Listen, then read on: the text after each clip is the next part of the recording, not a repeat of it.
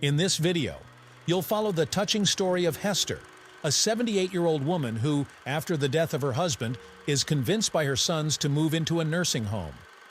What seemed like a temporary solution soon turns into a devastating blow. Hester discovers that her sons sold the house where she built her life with her husband without even consulting her. This sale not only destroys her most cherished memories, but carries a secret her sons never imagined. Why did her sons make such a rushed decision? What did they really lose with that sale? Throughout the story, the relationship between Hester and her sons grows more distant, until, on her 79th birthday, a hidden secret is revealed. Hester had been keeping something that could have changed the fate of the entire family.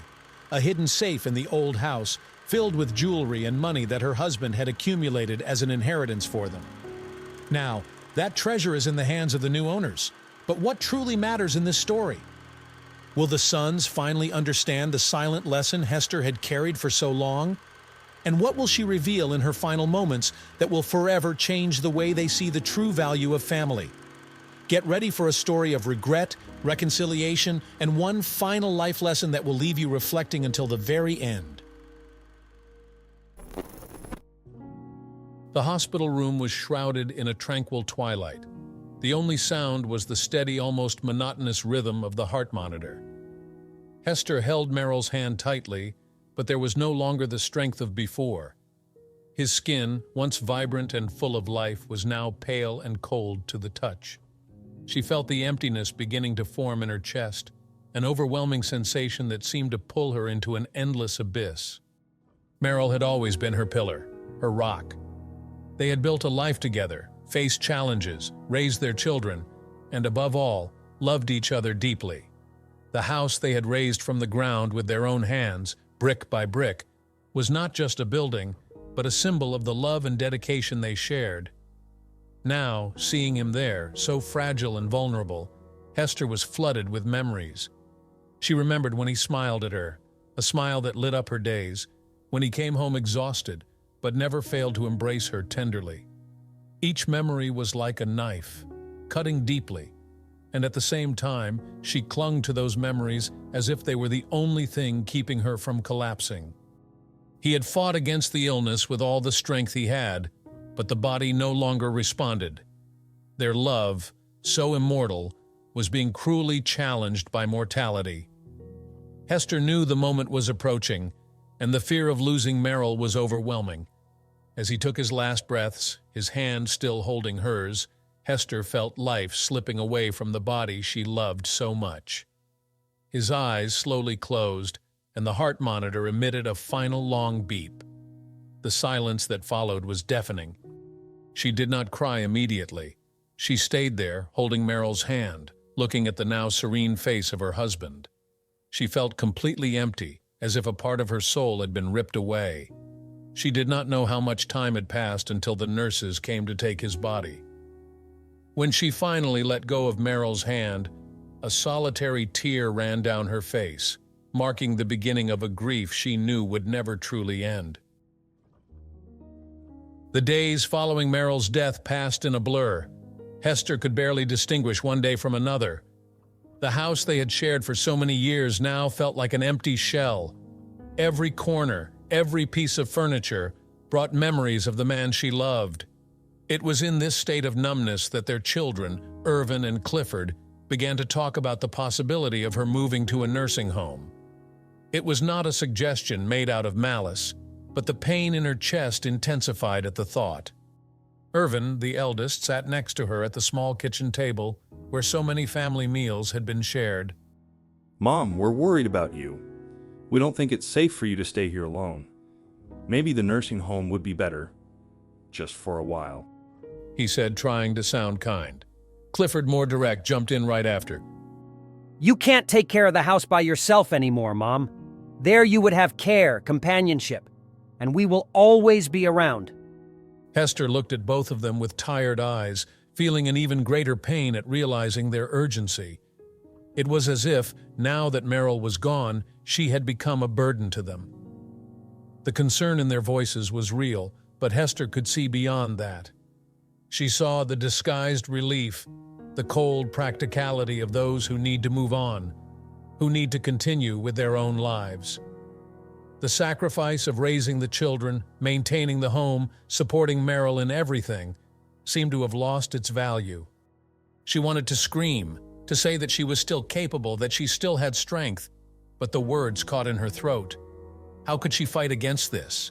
She felt betrayed, not out of malice, but by a painful indifference that seemed to rob her of everything that remained of her spirit. The decision to go to the nursing home was not made by her, but imposed, and it tore her apart inside. She knew her children thought they were doing what was best, but what she saw was the last drop of independence and dignity being ripped away from her. On the morning of her departure to the nursing home, Hester woke up before dawn. She wanted a moment alone with the house, a final goodbye. She walked slowly through each room, touching the furniture that Meryl had crafted with such care, the walls they had painted together, the floor they had walked on barefoot during the warm summers. Each step was a farewell, each touch a memory revived. When she reached the bedroom she had shared with Meryl, she sat on the edge of the bed, running her hands over the quilt she had embroidered herself. In her heart, she began to speak to him. Meryl, my love, they want me to go. They say it's best for me, but I feel like I'm betraying everything we've built together. I will try to be strong, like you always were, but I don't know if I can do it without you here. She whispered, her voice choked. Hester knew that what she was saying was a lie, a necessary lie to try to trick the pain that consumed her. When she descended the stairs for the last time, she paused at the front door, looking at the garden where she had so often seen Meryl working, with his calloused but skillful hands. As she closed the door behind her, an overwhelming sense of finality enveloped her. It was as if, by leaving that house, she was leaving behind not just memories, but also a vital part of herself. As the children helped her into the car, Hester looked one last time at the house, now empty of everything that mattered. She felt a tear roll down her cheek, but she did not try to hold it back. She knew that crossing the gates of the nursing home meant her life as she knew it had ended. The home that she and Meryl had built had become just a memory, and as she closed that door for the last time, Hester felt that her life had closed there as well. The days in the nursing home dragged on slowly, each one a monotonous repetition of the last. Hester, sitting in a worn armchair, gazed out the window, but the view of the well-kept garden outside did not bring her the comfort she sought. The vibrant green of the plants seemed to mock her faded heart. Every leaf that fell was a reminder of the life she had left behind, of the house that had once been her refuge and was now lost forever. She tried to adjust, but it felt like trying to wear clothes that were too tight. The feeling of suffocation was constant. The nursing home was clean, organized, with staff who always treated her kindly, but something essential was missing, the sense of belonging. Hester was a stranger in that place, a misplaced piece in a puzzle she would never complete. The other residents were friendly, but Hester could not connect. She felt as if she carried an invisible grief, a weight that separated her from everyone. Meanwhile, far away, Irvin and Clifford were discussing the final details of the house sale. For them, it was just another task to complete, a checkbox to mark off the list. We need to close the deal soon. We're already spending too much on Mom's care. Clifford said, his voice heavy with impatience. Irvin nodded in agreement, looking at the house one last time. It's best for everyone. Mom needs to be in a safe place and we need to move on, he replied, trying to convince himself that it was true. They entered the house, now empty except for the echoes of the past that still haunted the halls. Neither of them thought to invite Hester to say goodbye. For them, the chapter was already closed. They left through the door without looking back, unaware that by ignoring their mother's need to say farewell to that home, they were adding a new layer of abandonment to her already overwhelming pain. It was a Sunday afternoon when Irvin and Clifford decided to visit Hester in the nursing home. They brought a basket of fruit and some magazines, trying to make up for their sporadic visits with superficial gestures. Hester, despite the constant sadness that surrounded her, managed to smile upon seeing them. Her heart, however, still held a silent hope, a naive idea that one day she might return home, even if just for a final goodbye. They sat in the small visiting room of the nursing home, the conversation flowing superficially. Clifford, distracted, began to talk about the sale of the house without thinking. The buyer finally signed the papers. It's a relief, considering the state of the house, He commented, biting into an apple from the basket they brought. The words hit Hester like a sudden blow. She froze, the smile vanishing from her lips. You sold the house? Her voice came out low, almost a whisper, but laden with an incredulity that her sons did not immediately grasp. Irvin, realizing the mistake, tried to soften the situation. Mom, we did what was best. You couldn't take care of the house alone anymore. There you would just have more problems. That's why we decided to sell it, He said, attempting to sound reassuring, but his words came off as nothing more than a hollow justification. Hester, feeling a whirlwind of emotions rising within her, simply nodded slowly. Her eyes began to burn, but she refused to let the tears fall. She knew that if she started to cry, she wouldn't be able to stop. She forced a smile that didn't reach her eyes and said in a trembling voice, Of course, my dear. You know what's best. but inside her heart was shattered. When her sons finally left, Hester maintained the smile until the door closed. The silence that followed was deafening. She could no longer hold back the tears. She collapsed in her room, allowing the repressed pain to finally take over. She cried like a child, the sobs choking her breath, feeling completely alone and betrayed. There was no one there to console her, no one who understood the depth of her loss. Night fell, bringing with it a darkness that seemed to reflect Hester's state of mind. The room, which had never felt welcoming, now became a prison. She got up from the bed, still with swollen eyes from crying, and went to the small cabinet in the corner of the room.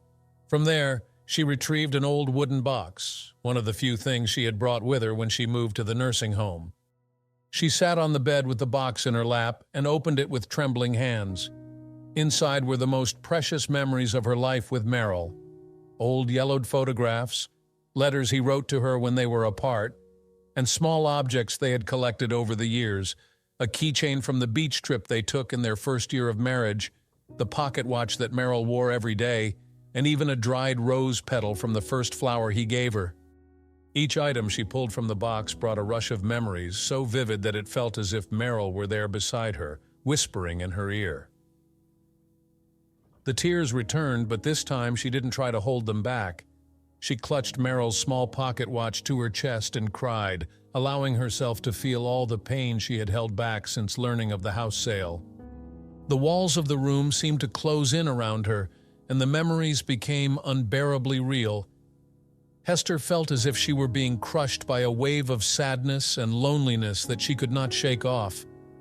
She knew she would never see the house again, never walk through the living room where she danced with Merrill, never smell the flowers they planted together in the garden. Finally, Hester allowed herself to break completely. Alone with only memories for company, she cried all the tears she had held back. There, in the dimness of the nursing home room, she surrendered to her grief, accepting that the life she knew had truly come to an end. The box in her lap was all that remained, and even those fragments of memory seemed to be slipping through her fingers. Hester walked down the asylum corridor with slow, measured steps. Each step echoed in her ears like a reminder of her loneliness. The walls, painted in light colors to create an atmosphere of tranquility, felt oppressive to her. The windows, which were supposed to bring light and hope, were merely frames for an outside world she no longer felt was hers. What was left for her but the burden of memories and loss? It was in this state of mind that she met Marta. Marta was an elderly woman of European descent with deep eyes marked by a sadness that time could not erase. She spent most of her days in a chair by the window looking outside but not really seeing. Hester felt an immediate connection upon noticing Marta's vacant gaze, so similar to her own. She decided to approach, and with the delicacy of someone who knows the weight of a broken heart, began to talk. Hello, my name is Hester. she said, sitting down beside Marta, who responded with a nearly imperceptible nod, her eyes still fixed on the horizon. For a moment, Hester thought she would not receive a reply, but then Marta began to speak in a whisper. I fled my country when the war began. I lost my family, my home, everything I knew was left behind. I came here, to this new land, but I could never find peace. Marta's words echoed in Hester's mind, awakening memories she was trying to bury. She felt that in some way their pains were similar, as if they were both castaways trapped on a desolate island of memories. Those words, so full of loss and regret, penetrated deep into Hester's heart. She began to see Marta not just as a companion in misfortune, but as a reflection of herself, someone who, like her, had lost everything. The two began to spend more time together, sharing stories that, at their core, were about pain and survival. Marta spoke of her youth, of a time before the war, and Hester shared memories of her life with Meryl. Both found a certain comfort in each other's company, but it was not enough to fill the void. Each conversation was a reminder that the happiness they once knew would never return. And the more Hester got to know Marta, the more she saw the fate that possibly awaited her. A life of bitter memories with no hope for a better tomorrow. Days passed, turning into weeks. Hester's children's visits became less frequent, and when they occurred, they were always rushed and filled with distractions. One Sunday afternoon, Irvin appeared at the asylum, wearing an expression of fatigue. Eager to see him, Hester hurried to greet him, but soon realized that her son's mind was elsewhere. Hi, Mom. Sorry for the delay. Work is killing me. Irvin said, quickly kissing the top of her head before sitting down. He barely looked her in the eyes, already pulling out his phone to check messages. Hester tried to engage in conversation, asking about the grandchildren, about his life, but each response was quick and curt, as if he were fulfilling an obligation. Every few minutes, Irvin's phone rang and he promptly answered, returning to the conversation with an apology that felt more like a formality. Yes, I'm at the asylum with my mom. We can discuss this tomorrow at the office. He said on the phone, oblivious to how his words were hurting Hester. With each interruption, she felt more invisible, like a shadow that could disappear at any moment without being noticed. Finally, after a short visit, Irvin stood up to leave. I need to go, Mom. I have an early meeting tomorrow, he said, not bothering to hide the relief in his voice. Hester forced a smile and waved, wishing he had stayed longer, or at least shown more interest in her life. As soon as the door closed behind him, she felt the weight of the emptiness he left behind. The feeling of being an almost non-existent presence in her children's lives crushed her heart. After Irvin's visit, Hester found herself even more submerged in her loneliness. She knew that on the outside, she was trying to keep up appearances, pretending to be satisfied with the asylum and her children's visits. But inside, she felt increasingly desolate, like a plant slowly wilting in the shadows. She began to question even her faith, something that had once been a source of strength. That night, after saying goodbye to Marta, Hester decided to pray, something she hadn't done in a long time. Sitting on the edge of the bed, her hands clasped together, Hester tried to speak to God, but the words wouldn't come. She felt an invisible barrier between her and heaven, as if her prayers never made it past the ceiling of the room. Why have you abandoned me, Lord? She whispered, feeling the bitter irony of the words. She wanted to believe there was still some purpose, some comfort, but all she felt was a growing emptiness.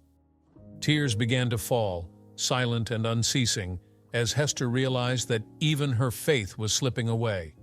With each unanswered prayer, despair grew. She remembered the times when Meryl would pray by her side, their hands united, and how that made her feel secure. But now, without him, without her home, and with her children growing more distant, Hester felt completely alone, abandoned even by God. She remained there, kneeling by the bed for hours. She waited for a response, a sign, but all she received was the crushing silence that surrounded her. When she finally lay down, the pillow soaked with tears, Hester realized there was a darkness within her that even faith seemed unable to dispel. She felt adrift, aimless, and wondered if she would ever be able to find peace again.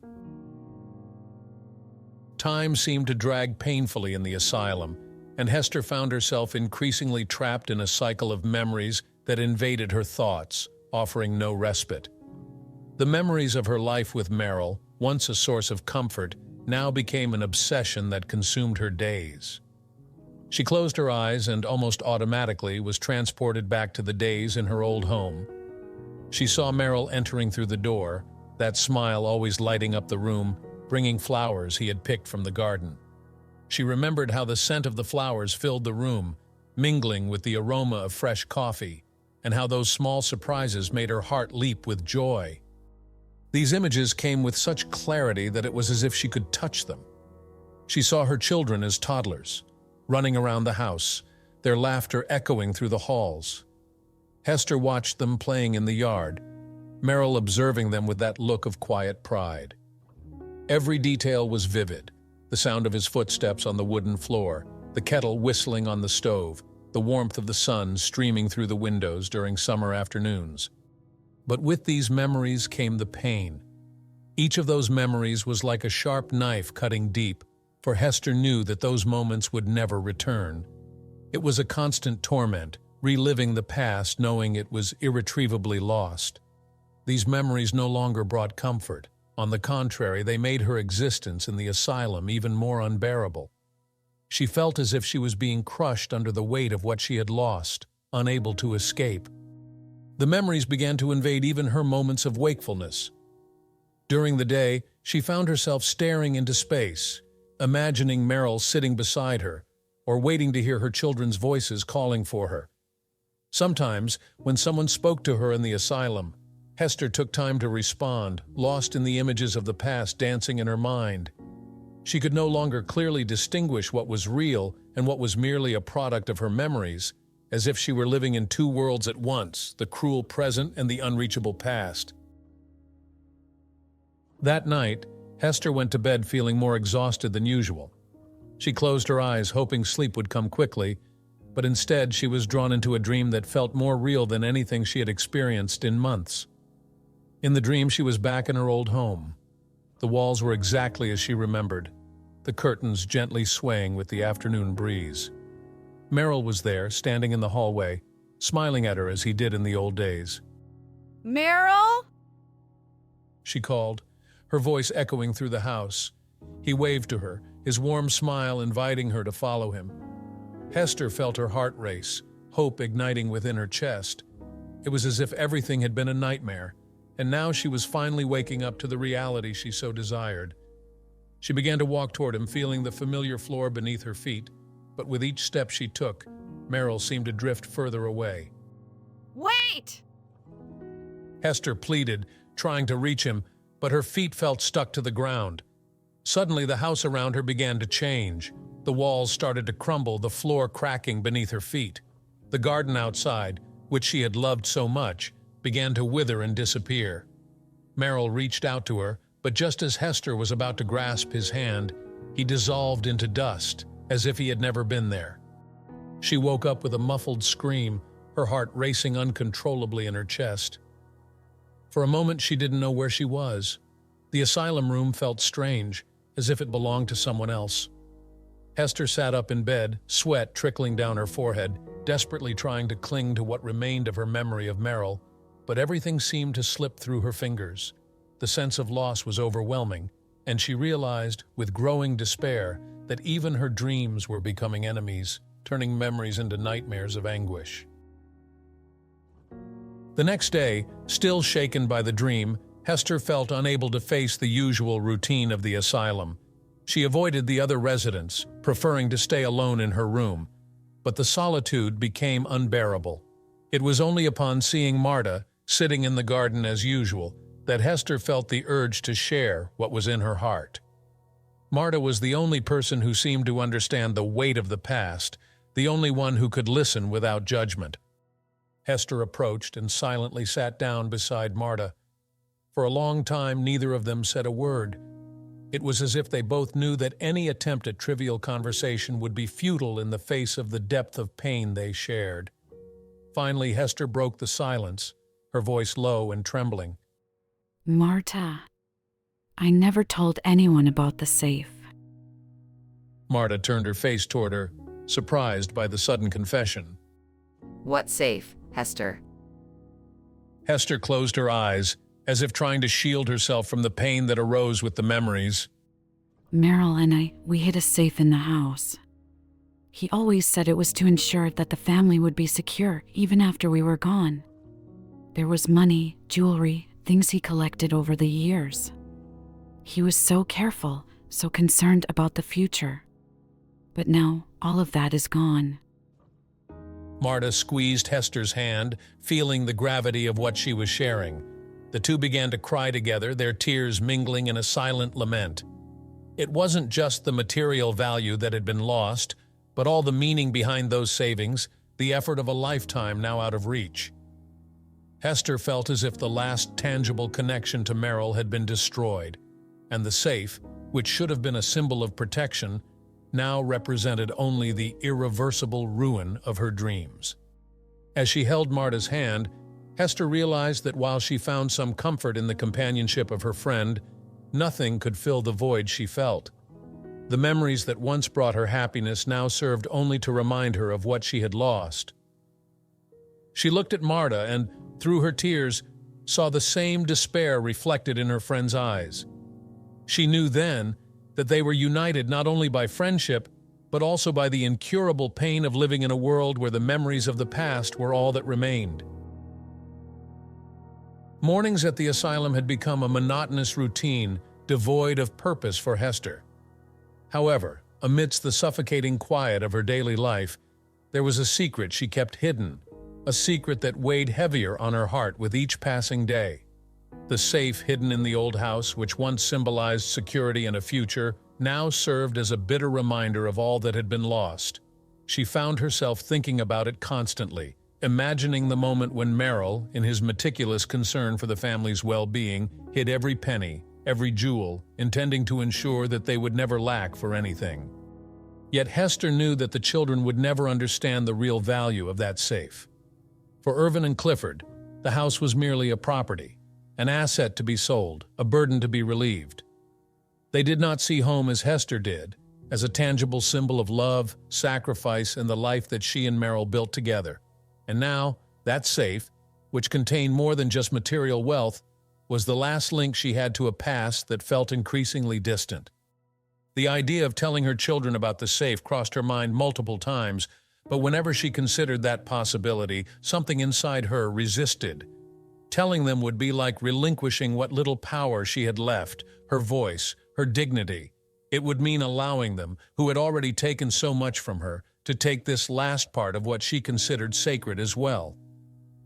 So, Hester decided, with a strength she didn't know she still possessed, that she would never reveal the secret of the safe.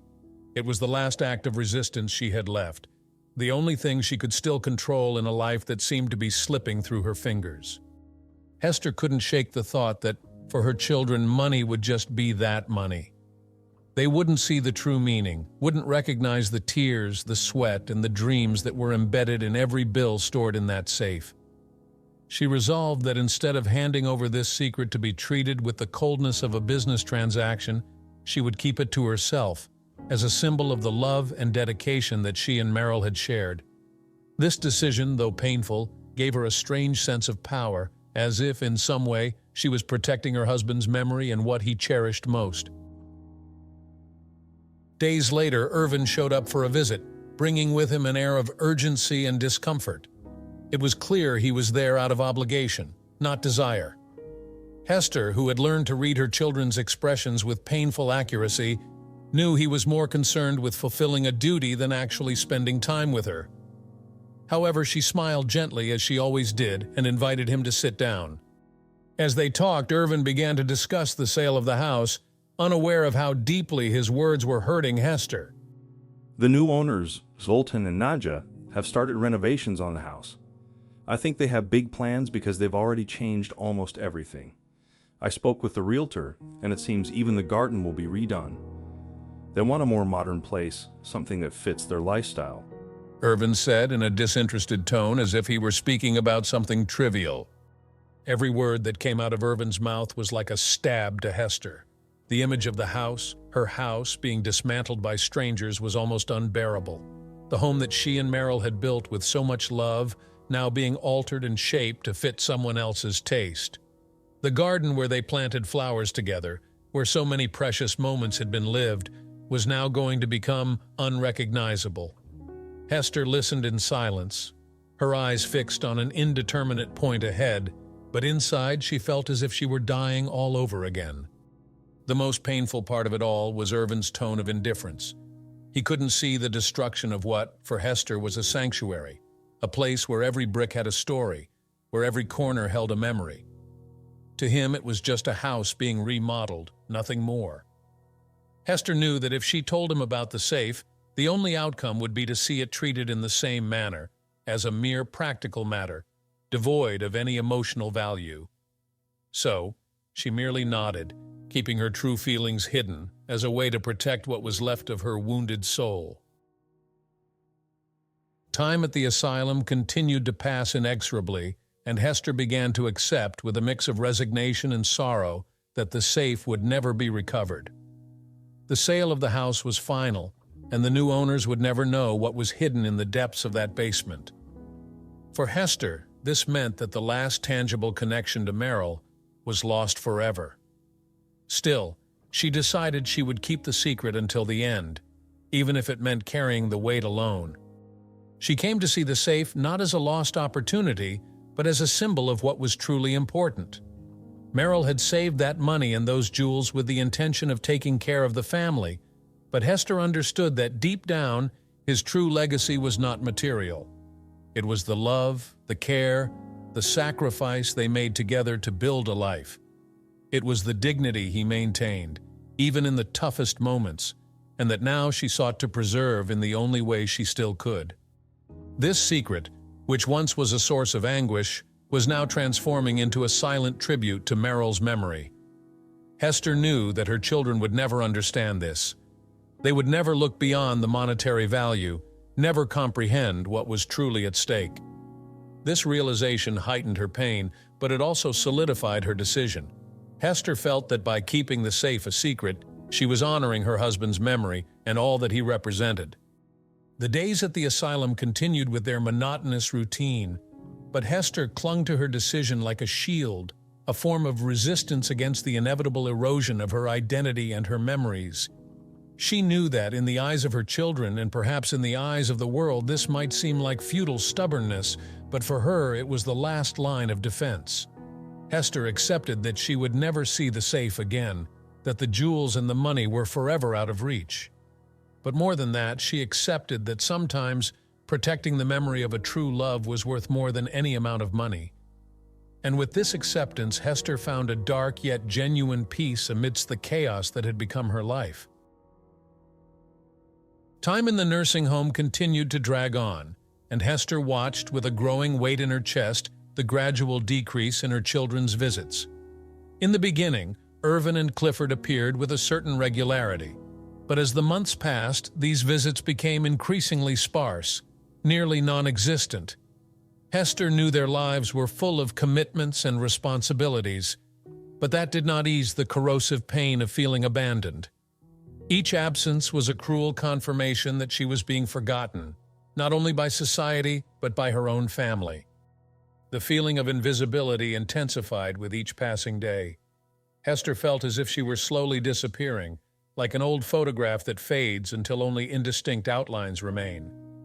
The nursing home, which was already lonely, became even more oppressive as Hester began to isolate herself from the other residents.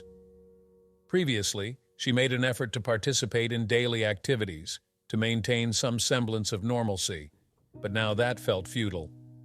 Each interaction was a painful reminder of everything she had lost. She spent most of her time in her room avoiding contact with others, as if her isolation could shield her from the overwhelming reality. The few times she ventured down the hall, she felt like a specter, a ghostly presence barely noticed by the staff or other residents. The idea that her existence no longer mattered to anyone began to take root deeply in her mind. Hester couldn't help but wonder if her life truly had any value, or if all that remained was a solitary wait for the end. Hester's growing loneliness gave rise to a new form of suffering. She began to realize that during the rare occasions when her children called to schedule a visit, the fear of seeing them had become greater than the desire for their company. Each phone conversation was a reminder of the emotional distance widening between them. Their words were punctuated by mundane apologies, superficial justifications that revealed the uncomfortable truth. They were merely fulfilling an obligation, not expressing love. It was then that Hester made a drastic decision, driven by a silent desperation. When Irvin or Clifford called, she began to decline the visits. I'm tired today, dear. She would say in a low, calm voice. Maybe another time. Or, I'm not feeling well. Let's save it for another day. these excuses, though simple, concealed a deep pain, a desperate need to protect herself from the indifference she felt in every encounter. The reality was that Hester preferred loneliness to the pain of facing her own children and feeling like an obligation to be fulfilled.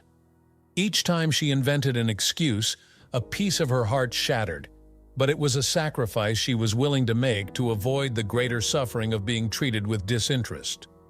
It was a silent scream of pain, an attempt to maintain a shred of dignity in a situation that seemed to strip it away from her with each new day.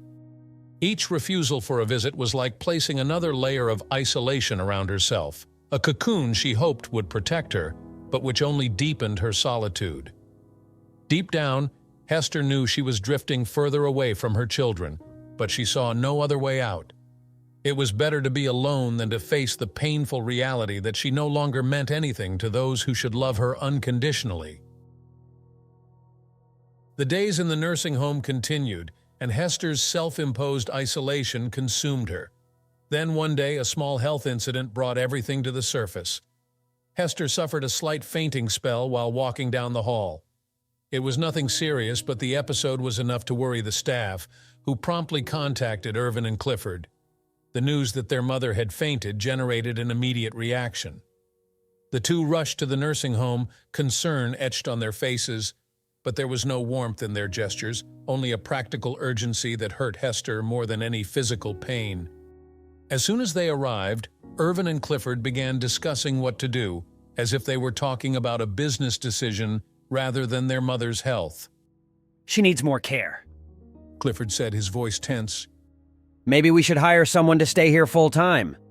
Irvin, nodding in agreement, replied, Yes, but that will be costly. We need to see if there's any way to cover these expenses without compromising our finances. Hester, lying in her bed, watched in silence as her sons spoke about her as if she weren't there, as if she were merely another responsibility to be managed. The conversation revolved around practical solutions, with little to no consideration for how Hester truly felt or what she wanted. Neither of them bothered to ask how she was feeling, if she needed anything, or if there was something they could do to make her life a little more bearable. They were more concerned with the burden she represented in their lives than with the fact that she was their mother, someone who still had feelings, needs, and desires. Hester's heart shattered as she realized that even in such a critical moment, she was being treated as a burden. It was as if she had become a problem to be solved, an item on a to-do list. The pain this caused her was overwhelming, but she did not let it show. She remained quiet, pretending to be too weak to speak, while her sons continued to discuss her as if she no longer truly existed. The love she had hoped to see, the genuine concern, was absent. All that remained was the cold efficiency of two men who felt obligated to care for a mother who, to them, seemed to be nothing more than a shadow of the past. When they finally left, leaving Hester alone once again, she allowed the tears to flow. They were tears of pain, but also of resignation. She knew that nothing would change, that her children would continue to see her as a responsibility rather than a person. And with that bitter acceptance, Hester realized that she was truly alone, not just physically, but emotionally, and that this solitude was the worst of all. The nursing home was unusually lively that day. Hester was turning 79, and the staff, always so kind, had organized a small party in her honor. Colorful balloons adorned the main hall, and a table was filled with sweets, cakes, and tea. However, what should have been a joyful occasion only served to amplify Hester's feelings of isolation. The preparations, although well-intentioned, failed to touch the deepest part of her soul, which felt more distant and lonely than ever. Irvin and Clifford arrived just before the party began. Both were carrying gift bags, their expressions a mix of obligation and slight discomfort. The gifts they brought were expensive, a pearl necklace and a stylish watch, but they carried an impersonal weight that hurt Hester more than any indifference. She looked at the jewelry and remembered how Merrill used to give her small flowers picked from the garden, simple things but filled with meaning and love. These expensive gifts were nothing but cold objects, devoid of any true emotional connection. Happy birthday, Mom. Irvin said, handing her the necklace with a rehearsed smile. We thought you would like it. Clifford added, extending her the watch. Hester forced a smile and thanked them, trying to find some trace of joy within herself. However, as she put on the necklace, all she could feel was the overwhelming weight of the absence of something more meaningful. As the party unfolded, Hester tried to engage in conversation, smiling at the staff and other residents who had gathered to celebrate with her. But with every forced laugh, every spoken word, there was a growing pain in her chest. Memories of past birthdays flooded her mind. The simple parties that Merrill organized, with homemade cakes and the laughter of their young children filling the house. Those moments were filled with true and uncomplicated love, so different from the coldness of the current celebration. Sitting there, surrounded by people, Hester had never felt so alone. She was physically present but emotionally absent. With each passing moment, the sense of isolation grew, like a shadow stretching over her heart. The contrast between past birthdays, full of life and love, and the emptiness of that day was unbearable. And as the party's clock continued to tick away, Hester felt increasingly disconnected from what once was true happiness. As the party continued, Hester knew a speech was expected of her. The thought of standing up and speaking felt like a monumental task, but she knew she had no choice. With tremendous effort, she rose from her chair, trying to steady her breathing as the eyes of the attendees turned toward her. Applause sounded with gentle enthusiasm, but Hester felt as if she were about to crumble under the weight of expectations. Thank you all for being here today. She began, her voice calm and measured. She looked around, seeing the smiling faces of the staff and residents and the expressionless gazes of her sons. It's a pleasure to see so many people gathered to celebrate my birthday. I feel lucky to have you here.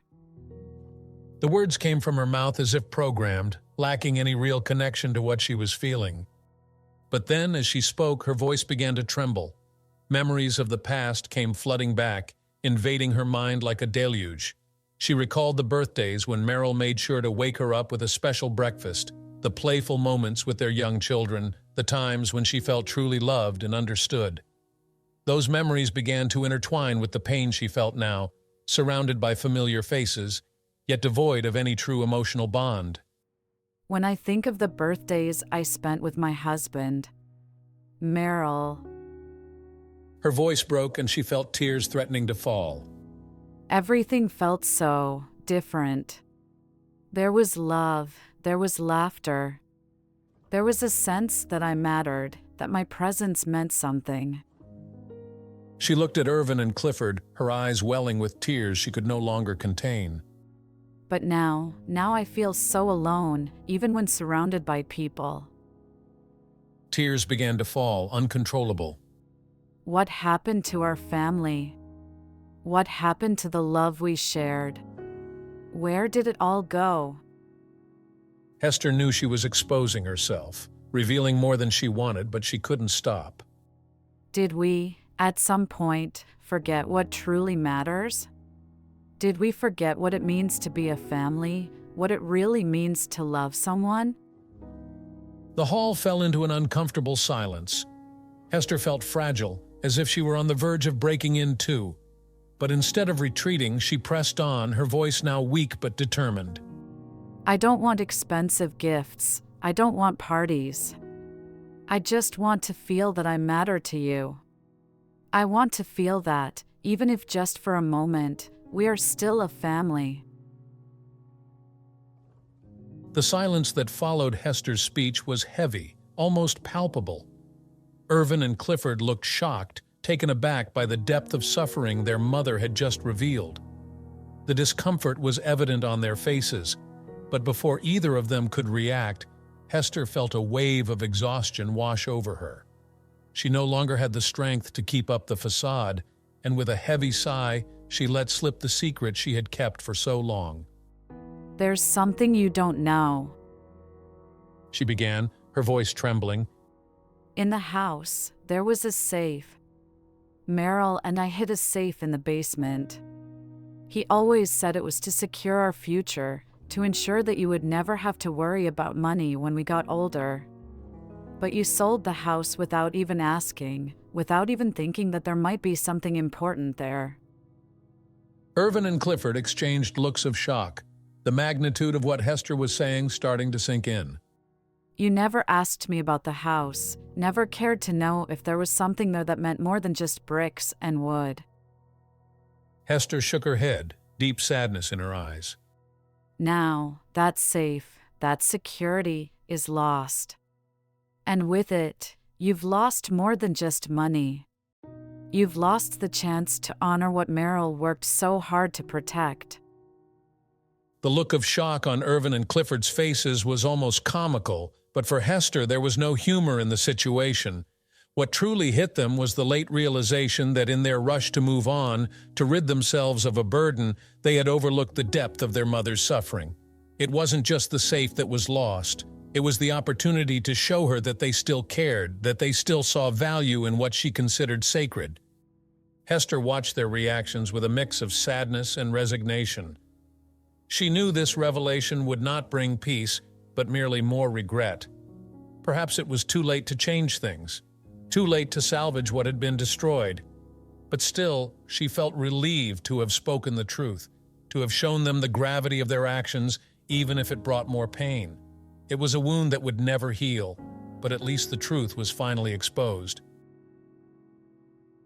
The silence that followed Hester's revelation was quickly shattered by an explosion of emotions.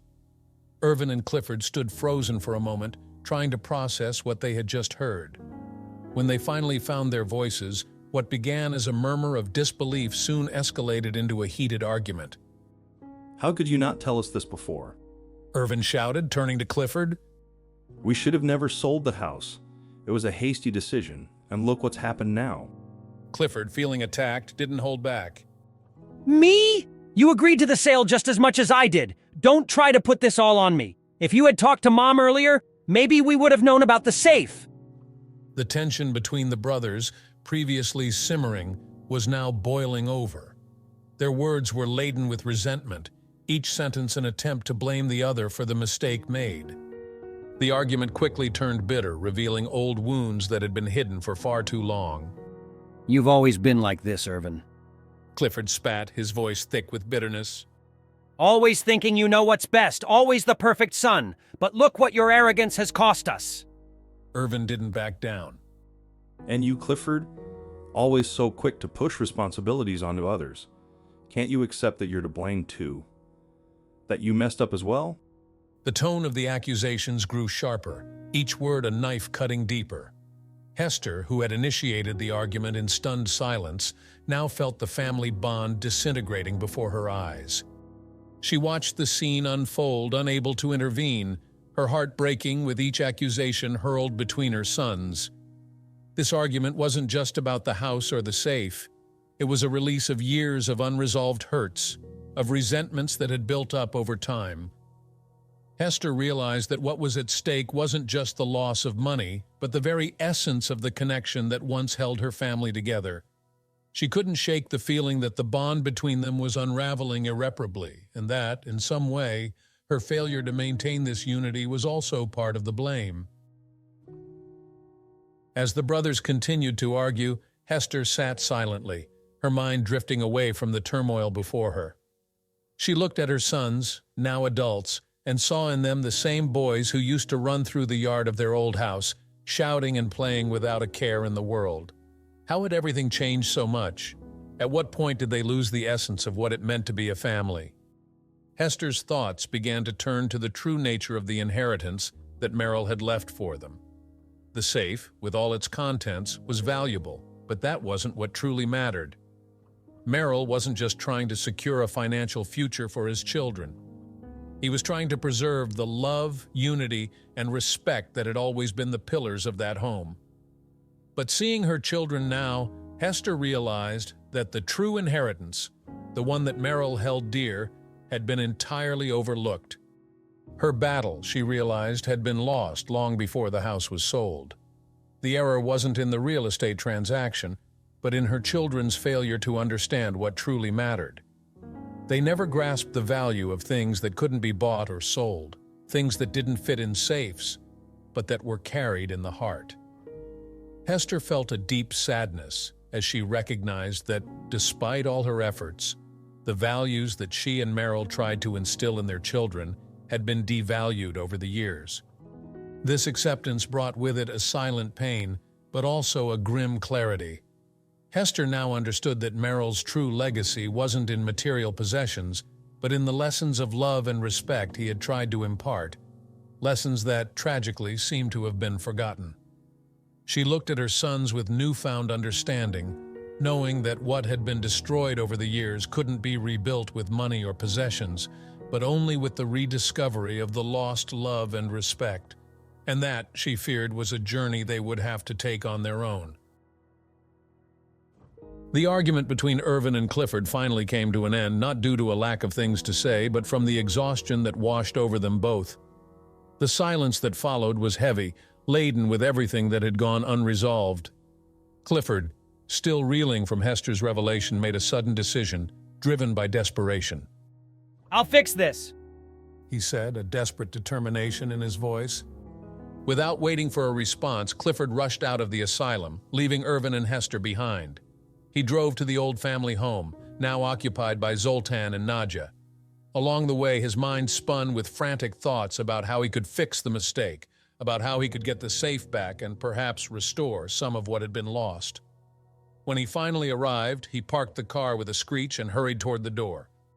Zoltan answered the call, his expression cautious upon seeing Clifford's state. I need to get in.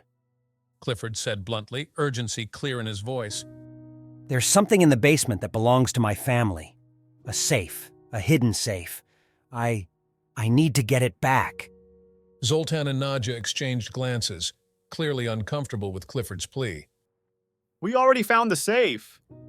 Zoltan said, his voice firm. But we bought the house with everything in it. The safe now belongs to us. Clifford felt as if the ground had been ripped out from under him. Please. He begged, his voice now almost a whisper. It's all that's left. I need to get it back. It's not just about the money, it's about what it means. But Zoltan didn't relent. I'm sorry, but we can't help. It's ours now. The door closed with a soft click, but for Clifford, the sound was deafening. He stood at the entrance for a moment, digesting the crushing weight of what had just happened. The humiliation and sense of powerlessness were unbearable. He realized with painful clarity that the mistake he made couldn't be undone. When Clifford finally returned to the asylum, his face was pale, his eyes empty. Irvin and Hester were waiting for him, but Clifford had nothing to say. Hester saw the despair in her son's eyes and without a word reached out her hand to him. Clifford stepped closer, allowing himself to sink beside her, feeling the weight of his failure like an anchor.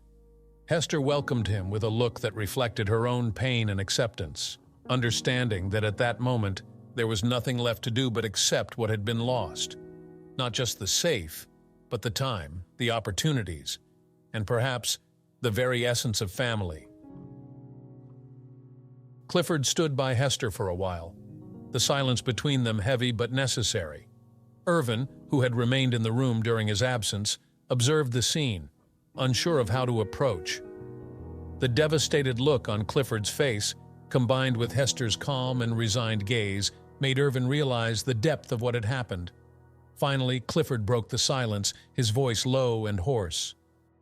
I tried, Mom. I went there, I begged, but they couldn't return the safe. They said everything in the house now belongs to them.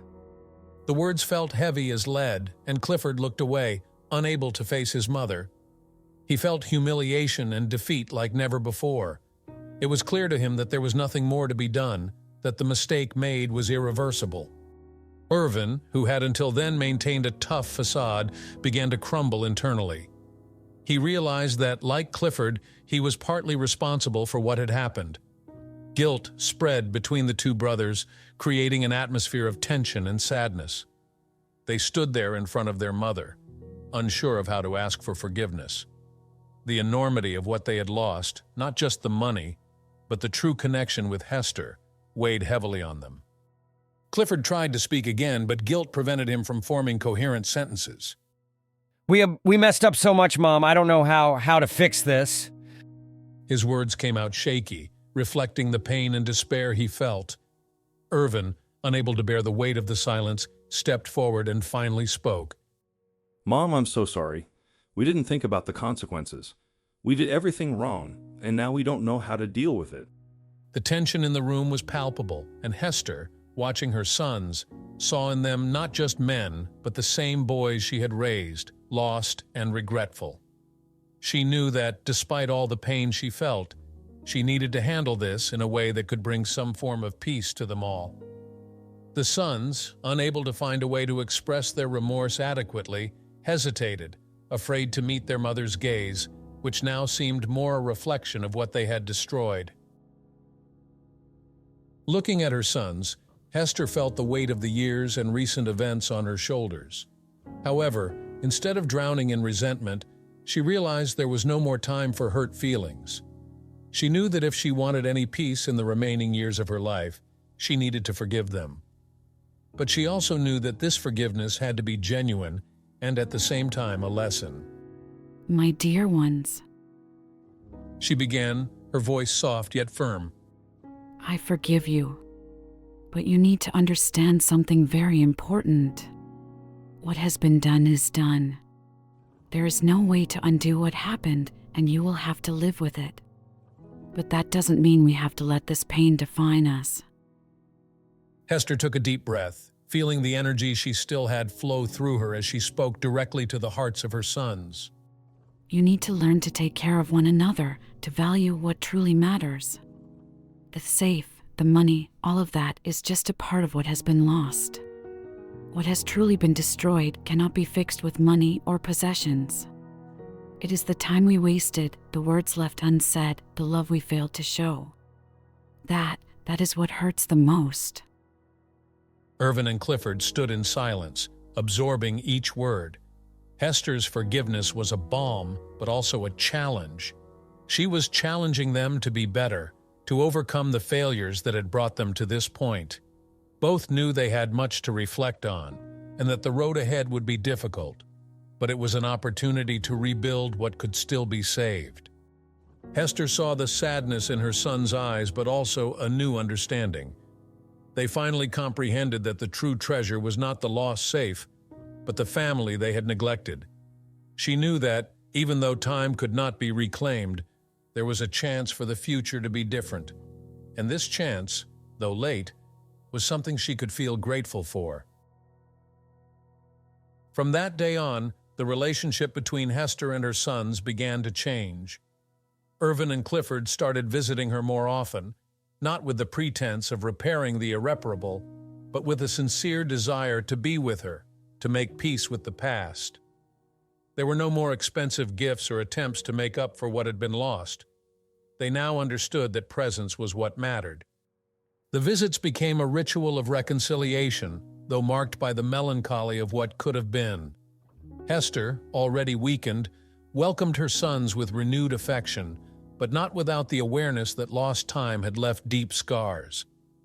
They strolled through the garden of the nursing home, reminiscing about stories from their youth, trying in some way to rebuild the bond that had worn thin over the years.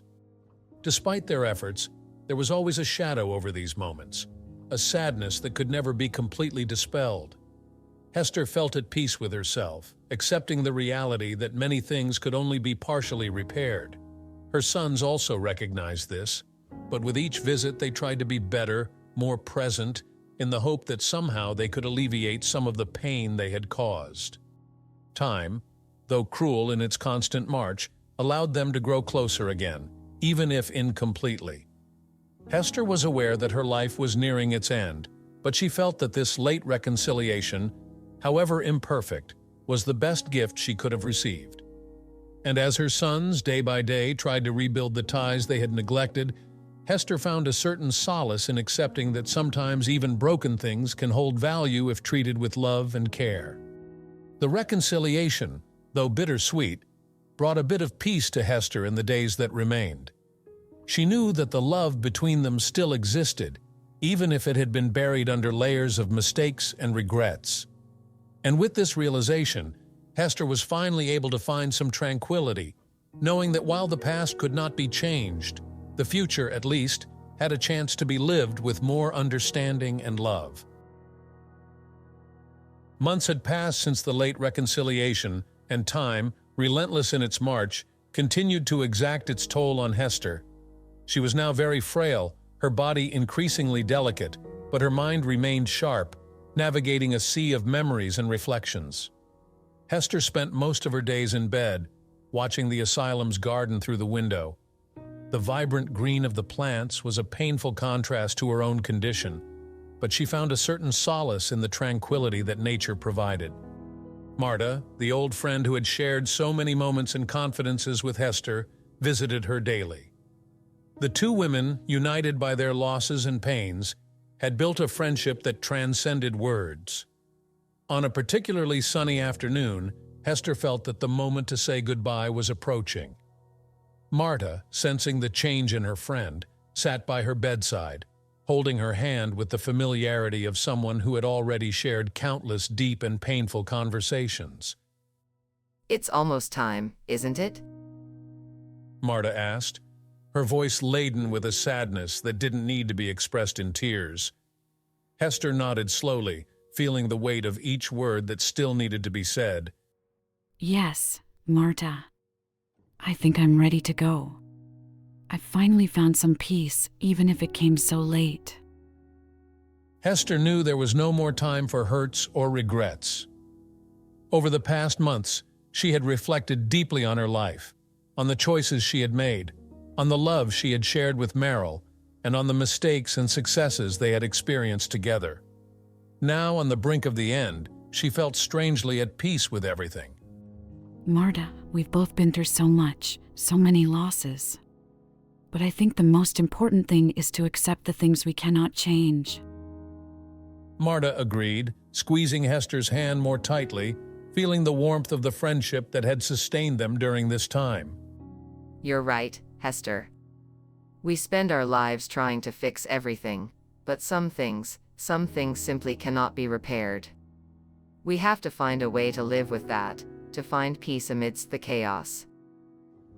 Hester smiled faintly, feeling that she had finally found that peace. Yes, Marta. What truly matters isn't the mistakes we made, but what we learned from them. And now, I realize that love, the love we shared, even with all its imperfections, is what really matters. The two friends sat in silence for a few moments, savoring the weight of those words.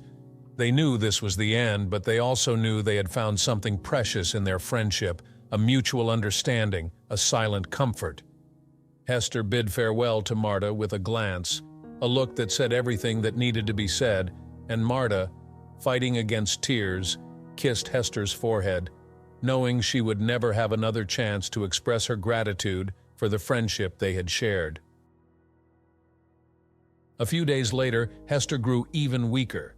The inevitable was approaching, and her children, aware of this, spent most of their time by her side. Irvin and Clifford had changed. The reconciliation, though late, had transformed them profoundly. They were by their mother's side, holding her hands, trying to offer as much comfort as possible. The atmosphere in the room was heavy, but not solely with sadness. There was also a feeling of resignation and acceptance. Hester, lying in bed, looked at her children with a mix of love and sorrow. She knew this was the moment to say her last words, to leave something they could carry with them after her departure. With a final effort, she squeezed Irvin's and Clifford's hands, gathering the strength she still had to speak. My children, She began, her voice weak but filled with emotion. my time has come.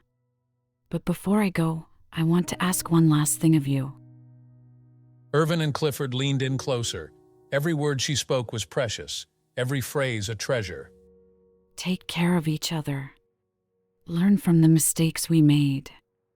Don't let time and life do to you what they did to us. Hester's eyes filled with tears, but she continued, knowing these words were the most important she had ever spoken. Don't make the same mistakes with your families. Value what truly matters. It's not money, it's not possessions, but the love, the respect, and the unity we share. That is what has value. Irvin and Clifford, unable to contain their emotions, held their mother's hands tighter, feeling the gravity of her words. Tears streamed freely down their faces as they finally understood the depth of what they had lost. Not just the mother who was about to leave, but the years of love and connection they had failed to nurture. Hester, sensing the end was near, took one last deep breath, her eyes softening as she looked at her children for the last time. I love you. I always have. And even though it came late, I'm glad we found our peace. With those words, Hester closed her eyes and, in one last sigh, departed. Irvin and Clifford, still holding her hands, felt the moment she left. A quietness fell over the room, a peace that enveloped them all.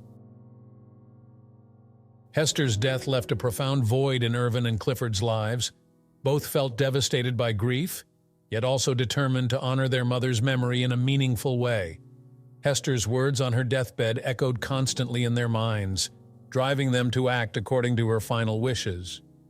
They knew that to truly honor Hester's memory, they would need to rebuild family ties, repair what was still possible, and ensure that her emotional legacy was never forgotten. The two brothers gathered together and decided that the best way to honor Hester would be to recognize the true value of the home she and Merrill had built. The house that had once been hastily sold without consideration for what it represented was more than just a property. It was the center of a life built with love, sacrifice, and dedication. With this in mind, Irvin and Clifford returned to the house where they had grown up, now inhabited by Zoltan and Nadja.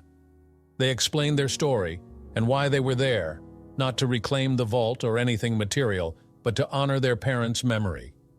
With the new owner's consent, Irvin and Clifford installed a small bronze plaque in the garden of the house, a simple but meaningful tribute. The plaque read, "In this home Hester and Merrill lived and loved. Their legacy is not just what they left behind, but the love and lessons they taught. May this place always be a symbol of unity, respect, and memory." Upon seeing the plaque installed, the brothers felt a mix of emotions: sadness, regret, but also a sense that, at last, they were doing something right. They knew the past could not be changed, but they also knew that from that moment on they had the chance to build a different future, based on the values their mother cherished so deeply. In the days and months that followed, Irvin and Clifford committed to being more present in each other's lives, to nurturing the family bonds that had been neglected for so long. They understood that Hester's true legacy was not in material possessions, but in the love she had always had for them, and in the final lesson, she left. That time is precious, and that the relationships we build are what truly give life meaning. With this new perspective, the brothers began to rebuild their lives, certain that although they had lost much, there was still something to gain. The opportunity to live according to Hester's teachings and to ensure that her memory lived on, not just in a plaque, but in their hearts and in their actions.